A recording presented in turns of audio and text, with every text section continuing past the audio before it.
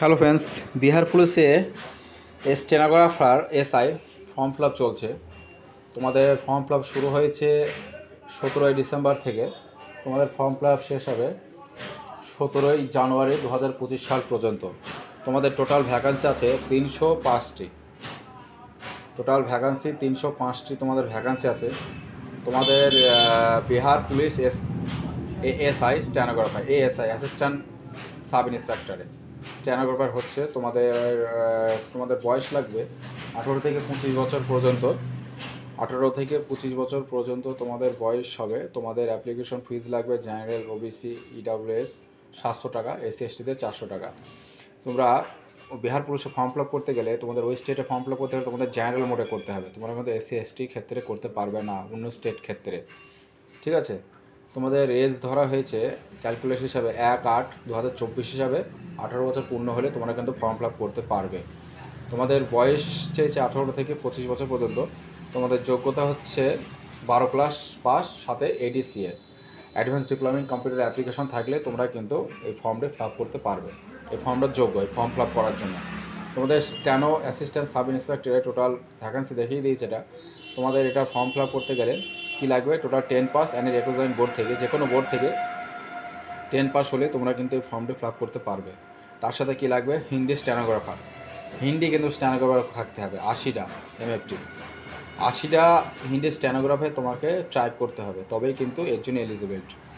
ঠিক আছে, তার জন্য তোমাদের বলা হয়েছে জেনারেলে হচ্ছে 79টা মেল, আর ফিমেল হচ্ছে 42টা, টোটাল হচ্ছে 121টা।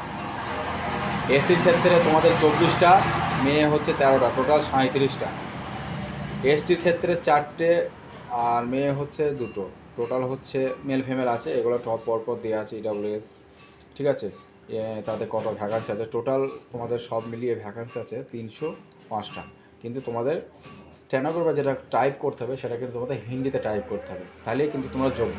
আদার স্টেট থেকে তোমরা ফর্ম ফিল আপ করতে পারবে, কিন্তু তোমাদের জেনারেল মোডে করতে হবে। যারা এসসি এসটি আছো তারাও কিন্তু জেনারেল মোডেই তোমাদের ফর্ম ফিল আপ করতে হবে। অন্য ক্ষেত্রে কিন্তু তোমরা ফর্ম ফিল আপ করতে পারবে না। তোমাদের জেনারেল মোডেই ফর্ম ফিল আপ করতে হবে। জেনারেল মোডে ফর্ম ফিল আপ করতে হবে তোমাদের 700 টাকা ফিস দিয়ে করতে হবে। আর এসসি এসটি ক্ষেত্রে 400 টাকা ফিস দিয়ে তোমাদের ফর্ম ফিল আপ করতে হবে। ঠিক আছে, ফর্ম ফিল আপের লাস্ট ডেট হচ্ছে 17ই জানুয়ারি। 17ই জানুয়ারি তোমাদের ফর্ম ফিল আপের লাস্ট ডেট। তোমরা ফর্ম ফিল আপ করতে পারো। 17 জানুয়ারির ফর্ম ফিল আপের লাস্ট ডেট আছে। ঠিক আছে, এর জন্য তোমাদের জেনারেল কোনো বয়সে ছাড় পাবে না। এসসি এসটি ইডাব্লিউএস ক্ষেত্রে কিন্তু বয়সের ছাড় পাবে না। সার্ভিসম্যান হলে তবে 3 বছর পাবে, আর ওবিসির ক্ষেত্রে 3 বছর পাবে, এসসি এসটির ক্ষেত্রে 5 বছর পাবে। ঠিক আছে, এরকম তোমাদের ছাড় সব পরপর দেওয়া হয়েছে, তোমরা এগুলো সব দেখে নেবে। ডিসক্রিপশনে লিঙ্ক দেওয়া, এখানে সব বলে দিয়েছে তোমাদের কোনটা কত ভ্যাকান্সি লাগবে, মানে কোনটা কত টাকা ফিস লাগবে। ঠিক আছে, তোমরা এখানে যারা ফিজিক্যাল চ্যালেঞ্জ আছে তারাও কিন্তু ফর্ম ফিল আপ করতে পারবে, এখানে স্পষ্টভাবে দেওয়া আছে। তোমরা কিন্তু ফিজিক্যাল চ্যালেঞ্জের ক্ষেত্রেও ফর্ম ফিল আপ করতে পারবে। তোমাদের এই যে বলা হয়েছে তোমাদের diploma certificate in computer application DCA থাকলেই কিন্তু সার্টিফিকেট থাকতে হবে ইস্যু বিফোর 24 আগস্ট মাসের, এটার আগে থাকতে হবে। কিন্তু দেখা গেলো তোমার আগস্ট মাসের 2 তারিখে আছে তোমার সার্টিফিকেট ইস্যু, তাহলে কিন্তু তুমি ফর্ম ফিল আপ করতে পারবে না।